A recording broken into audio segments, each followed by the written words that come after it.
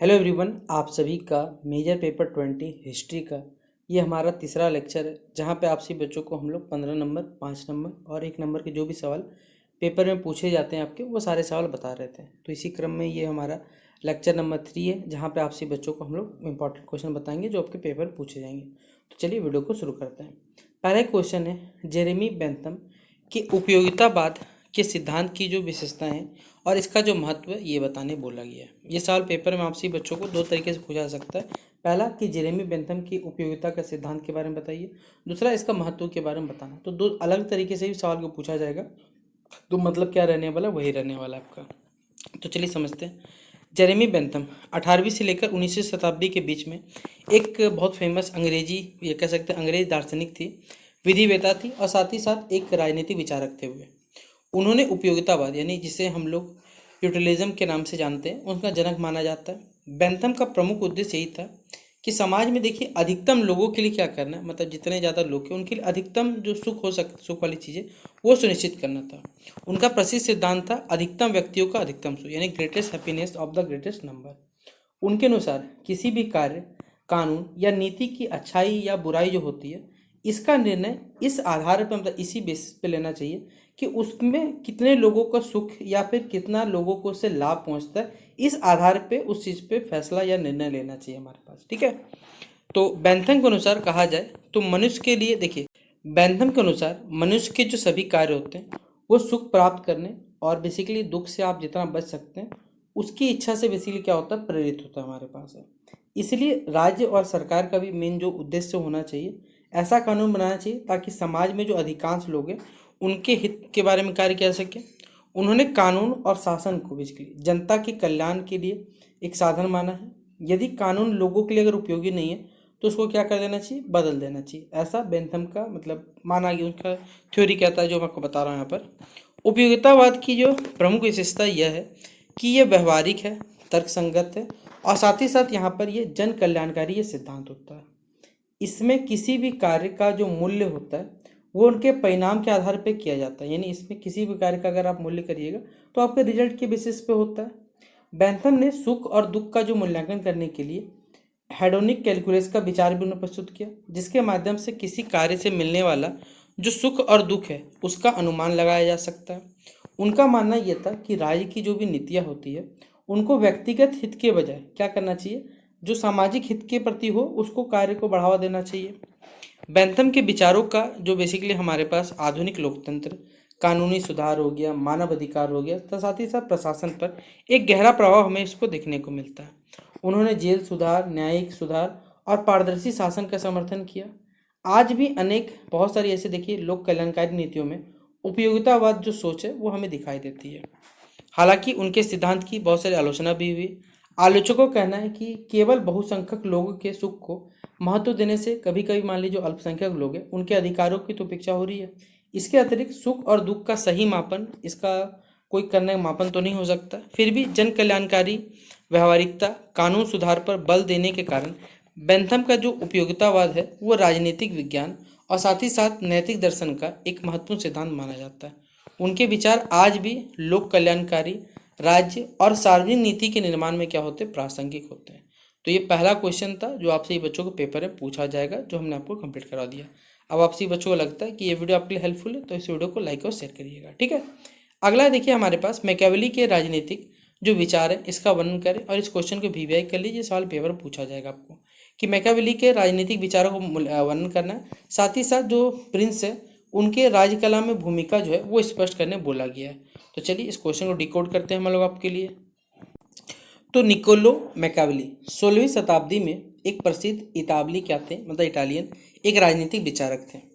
उन्होंने बेसिकली आधुनिक जो राजनीतिक विज्ञान है उसका जनक माना जाता है। उनका बहुत फेमस बुक है जिसका नाम है द प्रिंस। इसमें राजनीति और शासन पर आधारित एक महत्वपूर्ण कृति है, इसके बारे में बताया गया। मैकियावेली ने राजनीति को धर्म और नैतिकता से अलग करके, ठीक है, दोनों चीज़ों से अलग करके यथार्थवादी जो दृष्टिकोण है वो प्रस्तुत करने का कार्य किया। उनका मानना यह था कि राज्य की जो सुरक्षा है, एकता हो और स्थिरता, वही शासक का सर्वोच्च जो उद्देश्य होना चाहिए। मतलब शासक का यही कर्म है कि राज्य की सुरक्षा करे, समाज में एकता बनाए रखे, स्थिरता हो, ये शासक का एक सर्वोच्च उद्देश्य होना चाहिए। मैकावली के अनुसार मनुष्य स्वभाव से स्वार्थी है, महत्वाकांक्षी है और अवसरवादी होता है, क्योंकि जब से अवसर मिलता है वो बदल जाता है। जैसे आपसे ही बच्चे जब तक एग्ज़ाम रहता है तब तक पढ़ते हैं, एग्ज़ाम डेट खत्म पढ़ाई खत्म, ठीक है, वही हाल है यहाँ पर है। इसलिए केवल नैतिक उपदेशों से राज्य का संचालन तो नहीं हो सकता। एक सफल शासक को बेसिकली परिस्थितियों के अनुसार क्या करना चाहिए, कठोर या उदार, ठीक है, दोनों ही प्रकार के जो निर्णय हैं वो लेने चाहिए। उन्होंने कहा कि यदि राज्य के हित की जो रक्षा है उसके लिए अगर कठोर कदम भी उठाने चाहिए तो उठा लेने चाहिए, शासक को उससे पीछे नहीं हटना चाहिए। उनके विचार में राष्ट्रीय हित से जो भी चीज़ राष्ट्र के हित में हो वो करना चाहिए और राज्य की शक्ति को यहाँ पर जो सर्वोच्च स्थान है वो दिया जाना चाहिए। ये जो इनकी पुस्तक है द प्रिंस नाम से, इसमें मैकावली ने आदर्श शासक के गुणों का एक वर्णन भी दिया है। उनके अनुसार ये जो शासक होना चाहिए वो बुद्धिमान होना चाहिए, साहसी होना चाहिए, दूरदर्शी होना चाहिए और साथ ही साथ निर्णय लेने में क्या होना चाहिए, सक्षम होना चाहिए।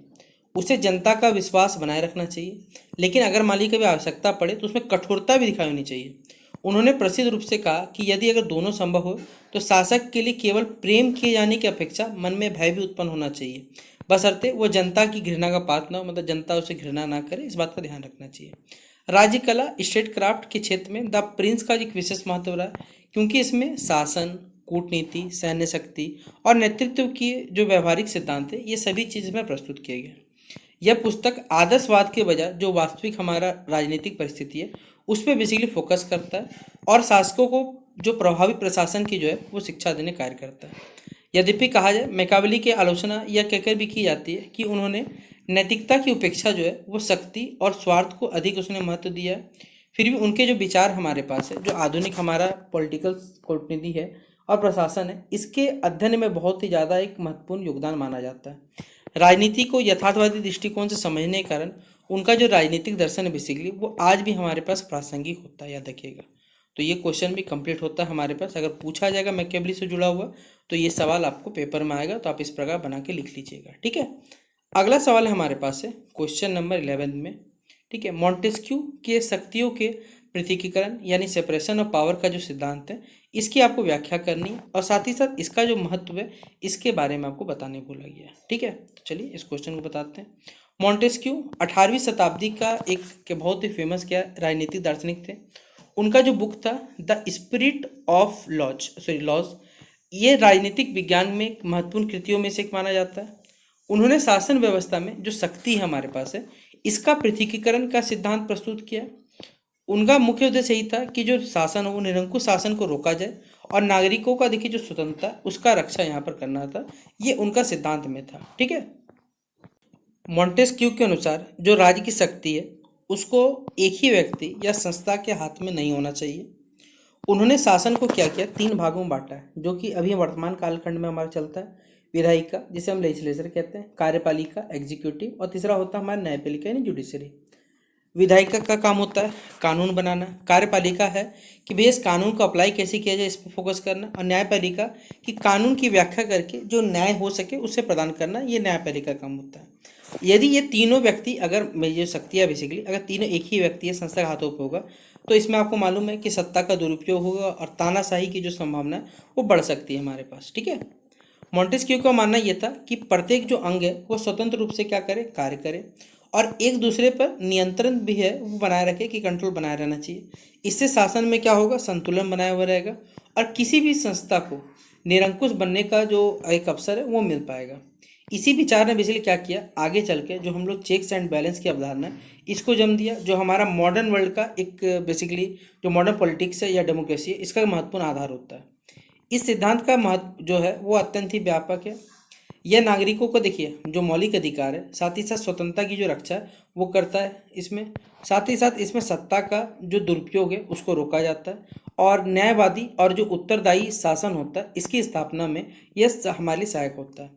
आज हम भारत, अमेरिका तथा अन्य जितने भी हमारे पास है लोकतांत्रिक देशों के संविधान में शक्तियों का क्या देखते हैं, पृथकीकरण का जो सिद्धांत है वो कहीं ना कहीं प्रत्यक्ष रूप से या अप्रत्यक्ष रूप से हम अपनाया गया। इससे शासन जो है और भी अधिक पारदर्शी हो गया, संतुलित हो गया और एक हमारे पर प्रभावी भी बन गया। यद्यपि देखिए हर चीज़ का सिंपल सा बात है आलोचना भी होगा, तो इसका भी सिद्धांत का आलोचना किया गया कि शासन के तीनों अंगों का जो पूर्ण पृथकीकरण है ये बेसिकली व्यवहार में संभव नहीं है और उनके बीच जो सहयोग भी है वो आवश्यक होता है। इसलिए सत्ता का संतुलन हो, लोकतंत्र की रक्षा हो और नागरिक स्वतंत्रता को सुरक्षित रखने में इसका जो योगदान है वो अत्यंत ही महत्वपूर्ण है। इसलिए मॉन्टेस्क्यू ने बेसिकली यहाँ पर जो शक्तियों के पृथक्करण का जो सिद्धांत है वो हमारा आधुनिक लोकतंत्र शासन व्यवस्था का एक आधारशिला माना जाता है। तो अगर आपको ये सवाल पूछा जाएगा पेपर में तो आपको ये कंप्लीट करके आना इस प्रकार। अगला है जॉन स्टुअर्ट मिल के राज्य एवं जो स्वतंत्रता है इसके संबंधी विचारों का एक आलोचनात्मक आपको अध्ययन प्रस्तुत करना है। ठीक है, तो चलिए इस क्वेश्चन को हम लोग आपको बताते हैं। तो जॉन स्टुअर्ट मिल 19वीं शताब्दी का एक प्रसिद्ध अंग्रेज दार्शनिक, साथ ही साथ राजनीतिक विचारवाद तथा एक उदारवाद के प्रमुख समर्थक थे जिनका नाम था जॉन स्टुअर्ट मिल। उनका एक फेमस बहुत ज़्यादा बुक है ऑन लिबर्टी। ये आधुनिक जो राजनीतिक दर्शन देखते हैं इसका एक महत्वपूर्ण कृति माना जाता है। मिल ने बेसिकली यहाँ पर जो व्यक्तिगत स्वतंत्रता हो गया, लोकतंत्र हो गया और मानव अधिकारों को बेसिकली यहाँ पर ज़्यादा महत्व दिया गया है। उनका मानना था कि प्रत्येक व्यक्ति को अपने विचार व्यक्त करने, अपनी जीवन शैली को चुनना और अपने व्यक्तित्व का विकास करने का ये पूर्ण स्वतंत्रता है वो मिलना चाहिए, जब तक कि उसके कार्यों को कहीं ना कहीं से बेसिकली हानि ना पहुंचे। तो इन सब चीज़ों पर फोकस करना चाहिए। मिल के अनुसार राज्य का जो उद्देश्य है वो केवल कानून व्यवस्था बनाए नहीं रखना बल्कि नागरिकों की स्वतंत्रता और उसके अधिकार की रक्षा भी करना है।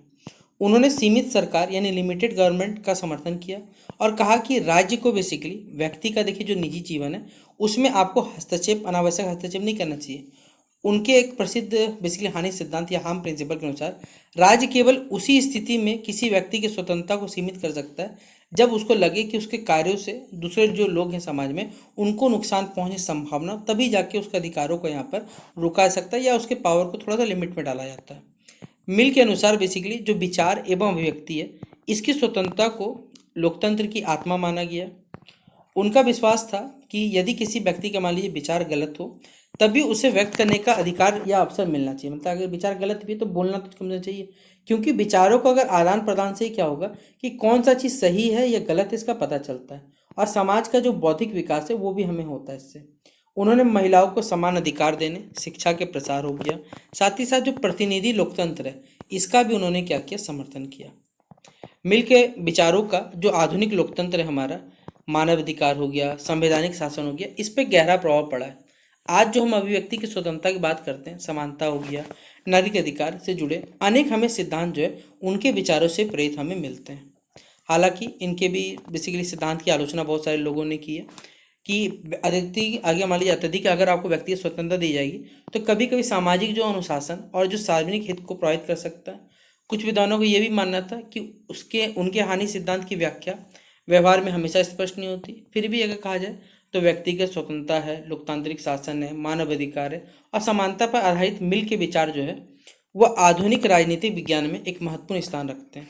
स्वतंत्रता और उत्तरदायित्व के बीच संतुलन स्थापित करने का उनका जो प्रयास है वो हम आज भी अपने जो लोकतांत्रिक समाजों में आज भी अत्यधिक क्या माना गया, या अत्यंत जो प्रासंगिक है ये माना गया हमारे पास। तो ये था 4 क्वेश्चन जो कि आपके सिलेबस के हिसाब से आपको पूछा जाएगा पेपर में। बाकी ये लेक्चर नंबर 3 कंप्लीट होता है। नेक्स्ट जो वीडियो रहेगा इसमें आपसे बच्चों का पूरा जितना सवाल इंपॉर्टेंट 5 मार्क्स, 15 मार्क्स, 1 मार्क्स वो सारा बता दिया जाएगा। तो आपसे बच्चे इससे पहले 2 वीडियोज उनको देख लीजिएगा और इसके बाद एक और वीडियो आ जाएगा जिससे आपका सिलेबस पूरा कवर हो जाएगा। तो चलिए आपसे बच्चों को बेस्ट विशेष हमारी तरफ से मिलते हैं नेक्स्ट वीडियो पे। जय हिंद और जय भारत।